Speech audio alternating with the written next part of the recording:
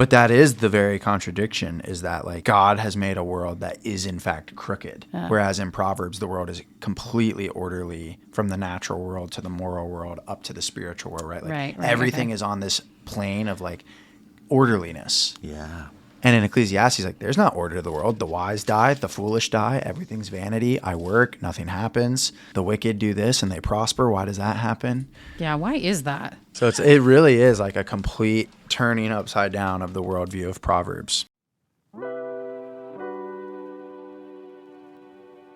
Welcome to Cross Connections, Season 2, Cover to Cover, as we read along with you each week and discuss the Bible from Genesis to Revelation.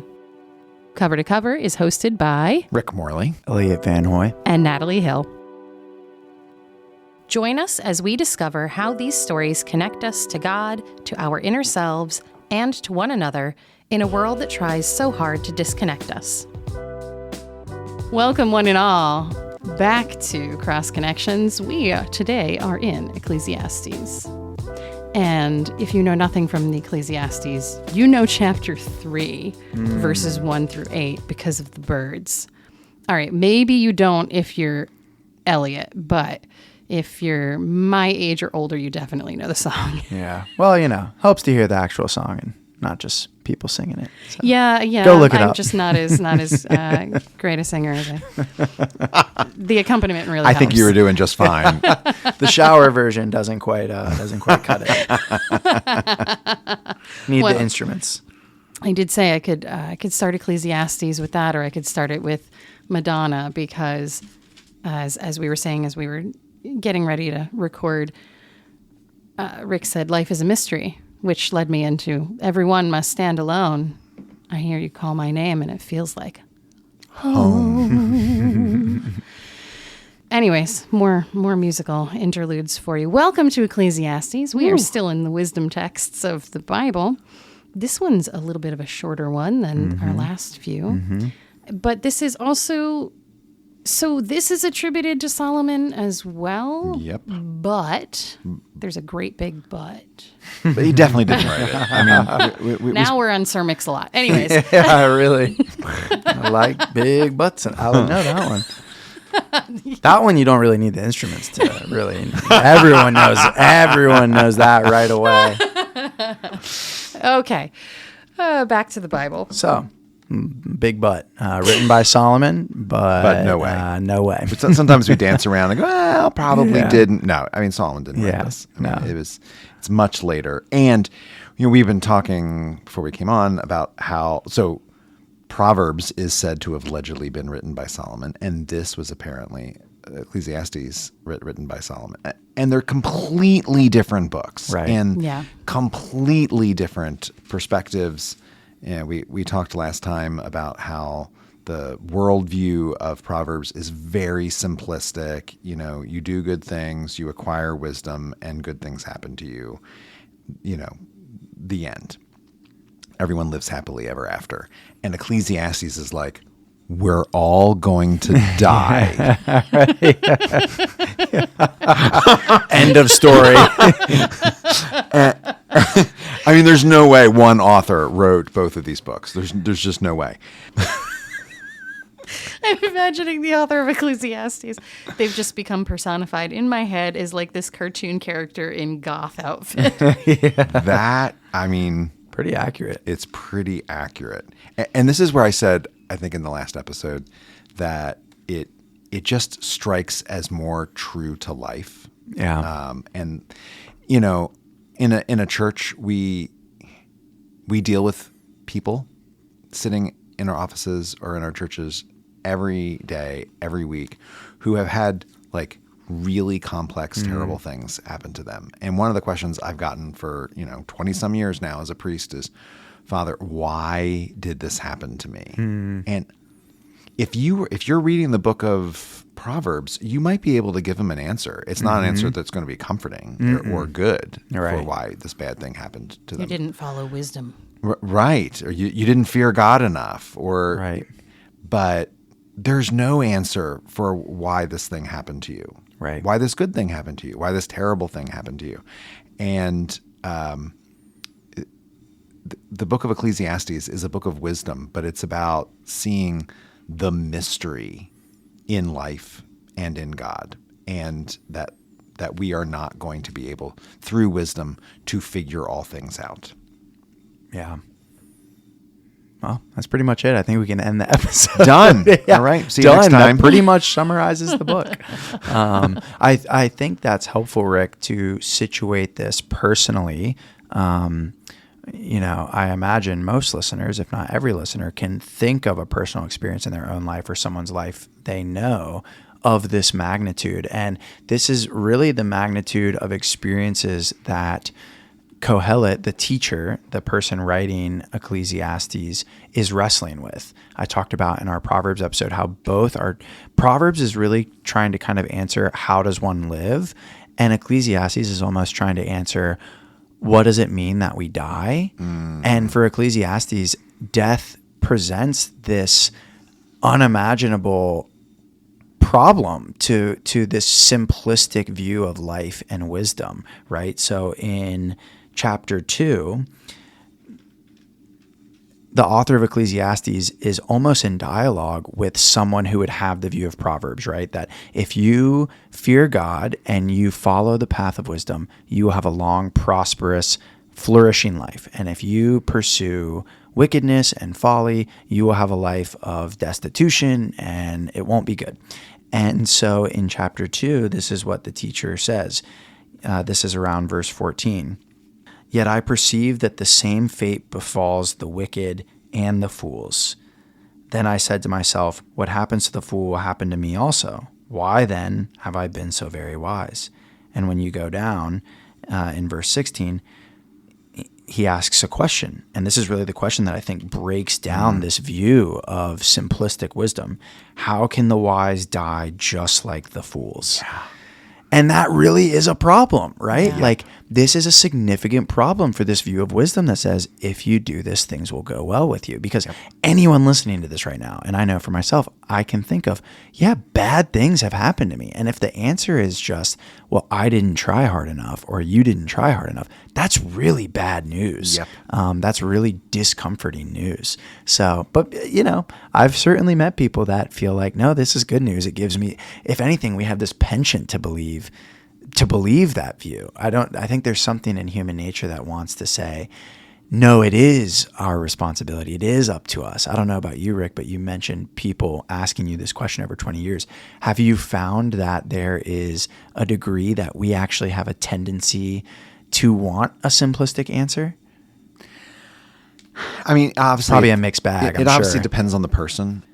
When the person has first gone through the great thing, whatever it is, the terrible thing, someone's died, a relationship's ended, whatever it is, there's basically no answer. But simplistic answers don't work. Right. But you also can't go in.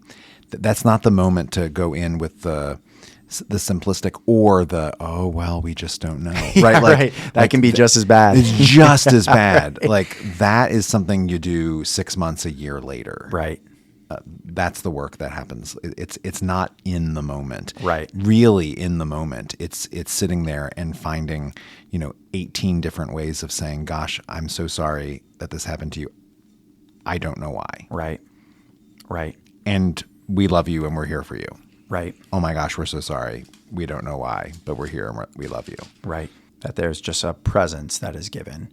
I think I'm just thinking right now that one of the important things about reading this book, like we said with Proverbs, is that we are progressing through these sacred texts, right? And we read this as people who have a canon that includes additional continuing revelation, right?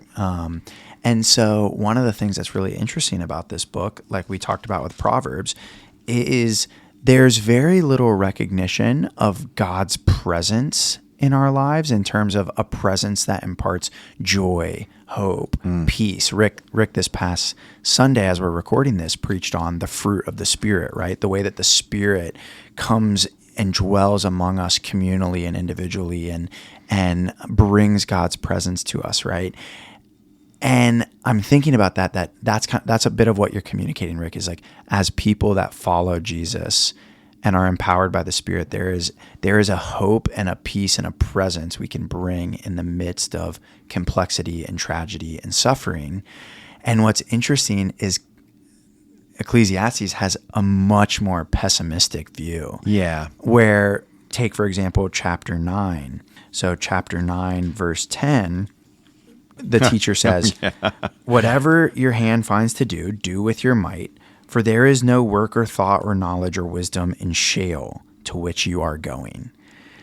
And so what's important to contextualize this for our listeners is, as we said in Proverbs, at the period of time in religious history that we're reading this, there was a belief that when you died, you went to this kind of abstract, ephemeral, shadowy place called Sheol. The wicked went there and the righteous went there. Right. There's no concept of heaven and hell. There is no concept Zero. of heaven and hell. Before this, there was no concept really of an afterlife at all. And then there begins this development of a sense of, well, maybe there's somewhere that kind of souls dwell. Right. And in this kind of inert place. Right. They don't tend. Fields of, no, what is it? The fields of Asphodel or the like Elysium? Elysium? No, Elysium is the one that you achieve, right, if you're really, really great. Yes. But there's like a place in the Greek understanding of where you go after that. There's a place that's just kind of for everybody. Right. Yes. If you don't achieve the fields of Elysium. Right. Which requires like being a hero several times over. Right. At any rate. But yeah, so but that's even a good contrast, because at this point in time, there's not even a sense of you can achieve something, you can, it's just for everyone. Right. And so the reason I bring this up is to say this really creates a problem for Ecclesiastes, where the response is to just say, well, just enjoy your life as best you can.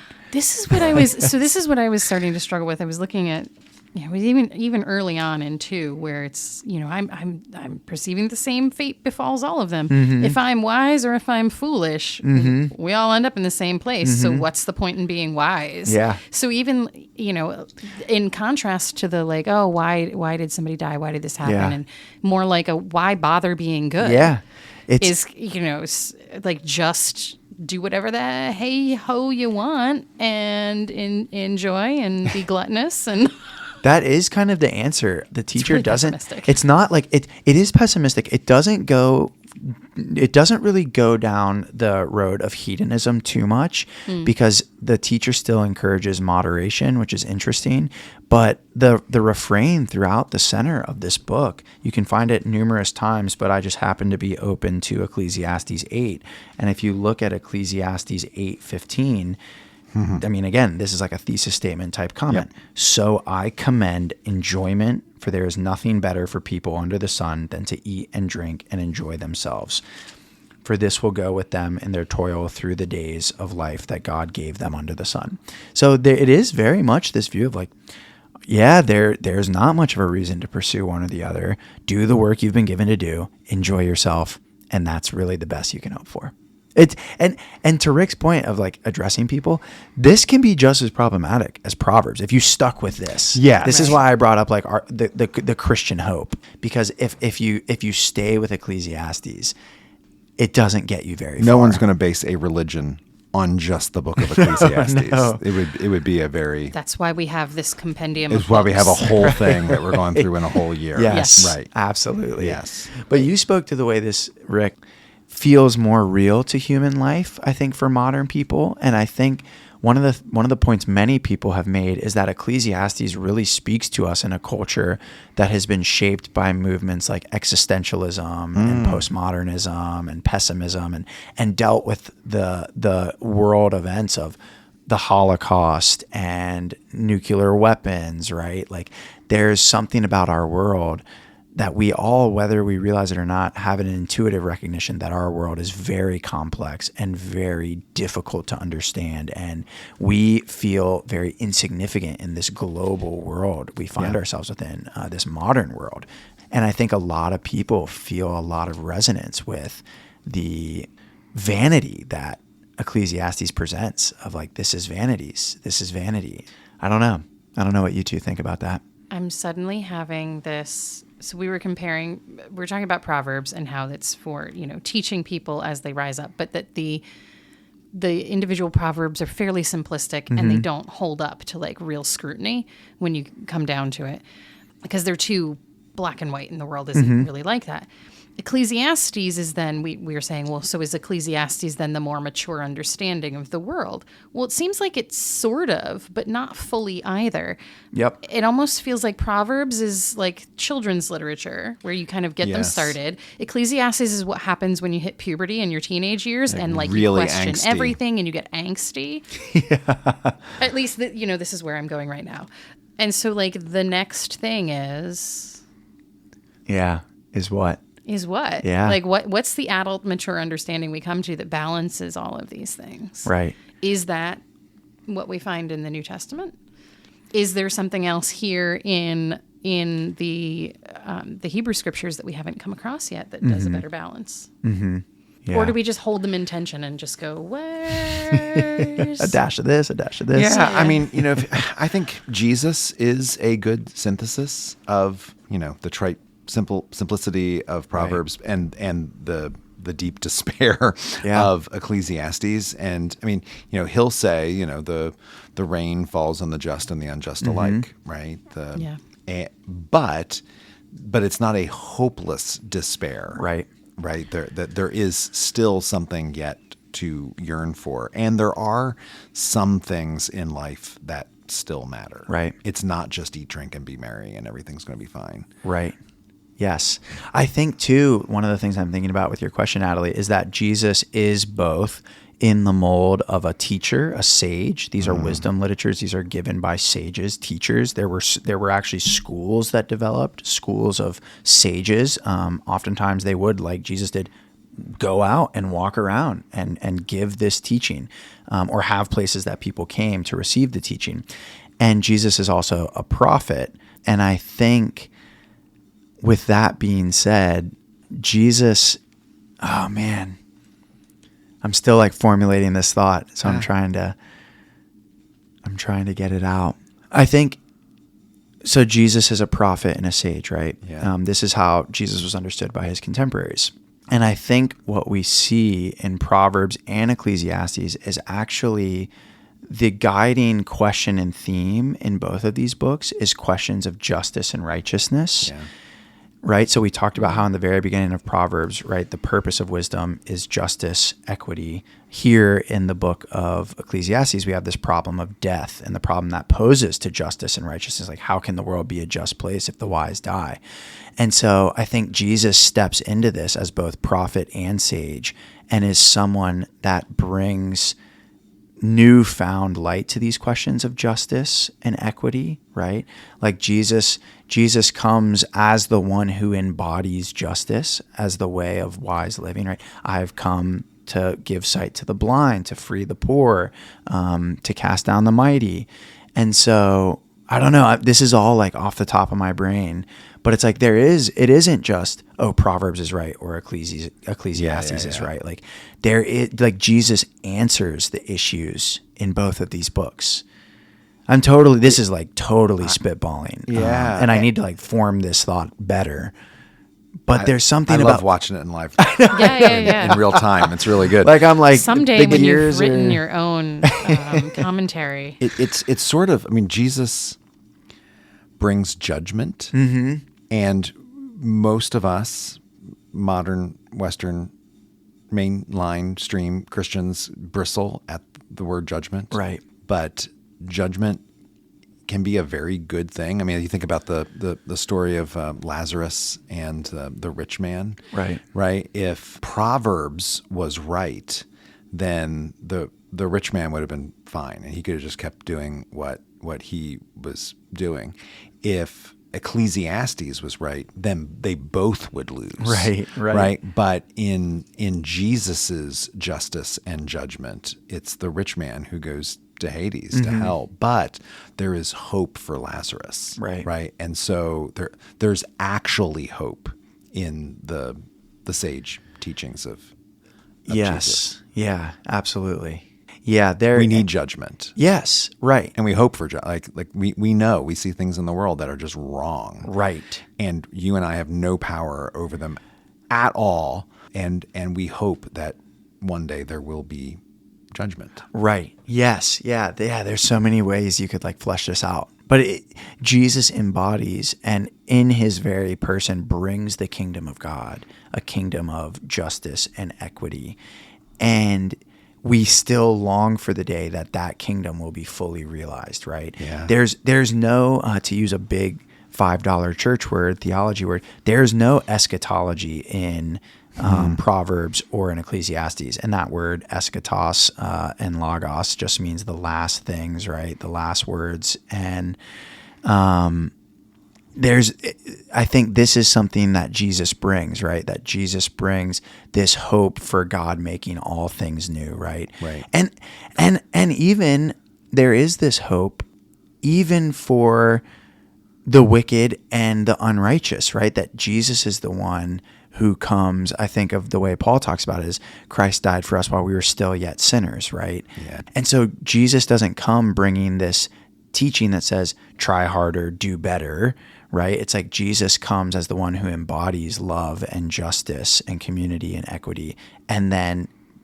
brings us into that, right? Yeah, I feel like there's so much you could say here in the connection between but this all goes back to Natalie's question of kind of mature ways of dealing with complexity and the way that Proverbs gives kind of we talked about it as a simple childlike response to the world. Ecclesiastes, you said, was like a teen angsty one. What's interesting is I think you could actually think of it as Proverbs is the childlike simplicity. Ecclesiastes is actually the end of life because of this problem of death. And I'm thinking, I brought this up in a previous episode. I brought up this guy, Erik Erikson. Oh, yeah. And Erik Erikson has this very famous notion of stages of development that are associated with key kind of questions. And so I pulled this up. You can just look up Erik Erikson stages of development. There's basic kind of taxonomy of different stages, and there's a conflict at each stage, right? So in your early years, some of the conflicts are, for example, trust versus mistrust. Yeah. Like, can I make sense of the world? Can I trust the world? And Proverbs is kind of trying to address that. The last one, the very last stage of life in old age, is integrity versus despair. And basically what you are trying to do during this stage is assess and make sense of life and your meaning and contributions. And so what I'm thinking about is the author of Ecclesiastes is almost writing in such a way that they have given in to despair at the end of life. Vanity of vanities, right? What was it all for? What was it all for? I did all of these things. And we talked about before the episode, to end this tangent, there's a tradition of interpretation thinking about Solomon writing this, saying that Solomon wrote this after he lost his kingship, after he kind of fell away from God. It's very interesting to think the way the role of despair and the way it can lead us to a place that says it's all kind of pointless. Yeah. And if that's true, there's a couple moments in Ecclesiastes where I think it kind of works, where there is a maturity there. Like, the one that we were singing earlier with the birds, like there's a time for everything. So whoever this author is, whether it's Solomon or whoever else, they've gone through something terrible. They're seeing the world definitely through despair tinted glasses. And yet, instead of just wallowing, it was all terrible. Right. There was a time for everything, a time for birthing and a time for dying, a time for planting and a time for uprooting, a time of killing and a time of healing, a time of demolishing and a time of building. And we can sometimes ask, like, why are we going through this uprooting time? Why do we have to deal with this demolishing time? Yeah. Well, there's a time for everything. Right. Right. And if you stick around long enough, you might get to a time of birthing and a time of building. And it's not all terrible, but some of life is going to be hard. Yeah.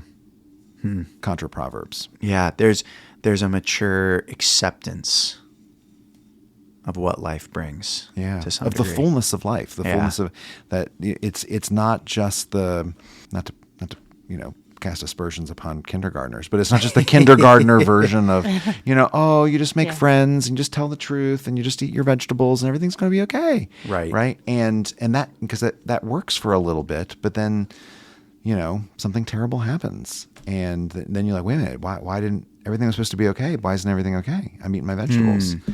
And well, there was a time. Well, and telling the truth isn't always easy, right? Yeah. Sometimes the truth can be really painful, and that's tricky. Right. Yep. Have either of you, I think this has grown in popularity very recently. Maybe, Rick, you've encountered this because I know your wife works kind of in the therapy realm. Have either of you heard of ACT therapy? It stands for acceptance and commitment therapy. I haven't, no. Not heard of this? So Okay. Well, this might not be super enlightening or helpful because I only just recently heard of this from a friend talking about it. They were seeing a therapist that focused on this. And it says it's an action-oriented approach to psychotherapy. It stems from traditional behavior and cognitive behavioral therapy. And it says you learn to stop avoiding, denying, and struggling with your inner emotions and instead accept that these deeper feelings and situations are appropriate responses to certain things happening in life and should not prevent you from moving forward in your life. But I was thinking of my friend telling me about this with what you were just saying and about chapter 3 is there's actually given in chapter 3 an ability to name these seasons and situations and feelings that allows you to just be honest about this is what's happening and that's okay. Right. I'm in a time of things breaking down. Right. But there will be a time of things building up. Right. Yeah. It will not all be breaking down all the time. Yes. Yes, absolutely. it's really Yeah. There's something- wisdom thing there. to Yeah, there's remember. wisdom there. Yeah. It They totally should is. call this like the wisdom literature or something. No I don't- kidding. I mean, Yeah, it's- they should group this with other books that also give this wisdom. This is reminding me of our Job episode too, because there's an importance of naming the situation honestly, where Job's friends try to name the situation what's the opposite? Dishonestly. There we go. Unhonesty. That's not a word. Here, honestly. Yeah, they name the situation dishonestly. Right. Yeah. Lots of connections. Lots of connections here. Yeah, before we got started, Rick was talking about Job and Ecclesiastes as being different than Proverbs. Right. Yeah. That it's a more complicated, complex view of the world. So it's good that you draw that parallel. I do like the middle of chapter 11. It's a tiny chapter where it says, as you don't know the way of the wind, like the limbs in the womb of a pregnant woman, so you don't know the action of God, who does everything. And it's sort of going back to Job. It speaks of the mystery of God, right? Like some things, there's a wisdom to realizing that some things aren't going to be known. Right. Why did this terrible thing happen to me? We will never know that. Right. This side of glory, we're not going to figure that out. Right. And some things are beyond knowing. And so we don't, when someone comes and says, why did this terrible thing happen to me? We don't give them the answer. Right. Right. We hug them. We love them. We buy them lunch. We take care of them. It's good wisdom. Good wisdom from these books. Yeah, the last thing I was looking at in 11 was this 11. No, sorry, it's in 12. It gets kind of darkish at the end. It does. Yeah. But there seems to be something in there about, you can read all these books and you can learn all this wisdom, but at some point, just live your life a little bit. I think sometimes we talk about like trying to go down the path of righteousness, right? And there's a little bit of a moderation in here about, well, don't go too far down the path of righteousness. You've got to, and I think it's a caution against then becoming rigid in that. Or toiling so hard to find the right answers all the time that you don't just spend at least some time enjoying what you have right in front of you. Right. I know this is a trap that I fall into all the time. Yeah. Yes. Where it's like, oh, maybe instead of like reading one more book about how I can improve make the world a better place, I should just go plant something in my garden or paint a painting. I mean, if you're looking for a book that does talk about enjoying life, I mean, this is the one book of the Bible where you're going to get people telling you, go enjoy life, right? Eat, drink, be merry, love, live, plant, paint. Speaking of cultural references, this really reminds me, I kept getting this line in my head from the classic movie, Dazed and Confused, with Matthew McConaughey. And he's like, just keep living, Livin. Keep living. Keep living. It's very, very much the motto of Ecclesiastes. And part of what you're saying, Natalie, is, there is a wisdom to get out of your head. Get out of your head and live your life. That's part of what the author of Ecclesiastes says. And make the best of what you do have in front of you. Yeah, absolutely. Dazed and confused. I love it. We had the Birds, Madonna. You really got to play Matthew him McConaughey. saying that. It's so interesting. Of all of the books that we've gone through, I don't know how many it is now, but it's a lot. This has had the most cultural references to it, this podcast. Oh, totally. Oh, has it though? I don't know. Absolutely. We bring up so many. And I kept thinking that Vanity of Vanities was in Shakespeare somewhere, and I Googled, and it was like, no, that's not Shakespeare, that's Ecclesiastes. I'm like, well, I know it's Ecclesiastes. I just thought it was also used by Shakespeare, like so many other things. Remember that scene? We're trying to find They're on the football field. Yeah.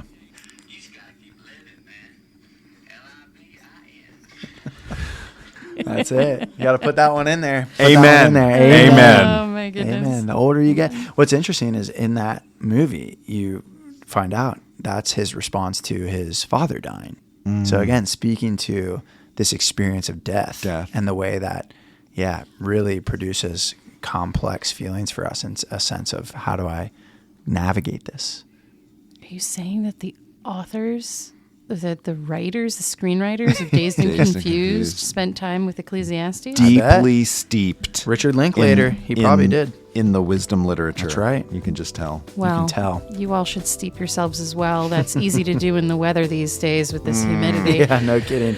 Be well, stay cool, and we'll see you when we come back around to is this the last book Song that of we'll be Songs. headed to in our wisdom literature? The Yeah. Song of Songs? Last one. All righty. We'll see you with more songs.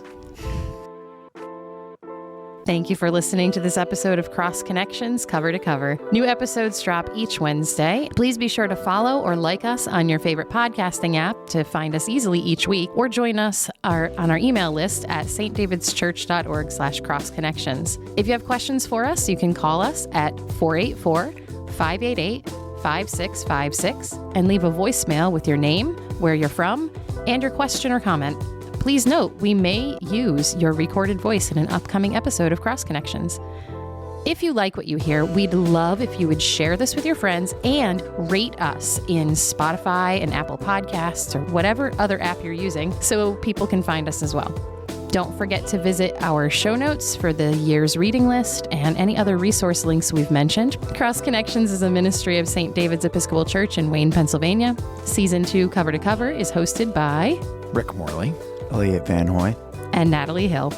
Logo graphic design and podcast production by Natalie Hill. Stock media music provided by Marscott and Mood Mode Pond 5. You're welcome to learn more about all of St. David's worship and ministries at stdavidschurch.org. The wise die just like fools. All right, am I starting singing the song by the Birds, or am I starting with Madonna? You do you. Madonna. I won't know either. You said life is a mystery, and I said everyone must stand alone. I hear you call my name, and it feels like home. You have to play it. When you call my name, it's like a little prayer. I thought you were talking about the other Madonna. That Madonna. That's what I thought you were talking about. No, Okay. sorry. Okay. Sorry. Somebody grew up in the 80s and 90s. Me too. We got the Birds. Do you know? I remember the You know Cones. the song by the Birds, right? To everything Turn. You don't know this? What? There is a season, turn. No, sir. And a time for Can't say I've heard that one. purpose under heaven. A time to be born, a time to die, a time to live, a time to... Yeah, I'm like, I can't It's like remember all of the it's like lyrics, in every 60s like remake of it. Interesting. Like, I mean, it's Ecclesiastes 3. There we go. Okay. They just took Ecclesiastes 3, So 1 through they 8 and and set turned it it into... to a rockin' tune. Yeah. Wow. It's, I'll have to look that up. You do have to wear like fringe and get your like little like blue glasses and patchouli. Beautiful. You need lots of patchouli. Patchouli.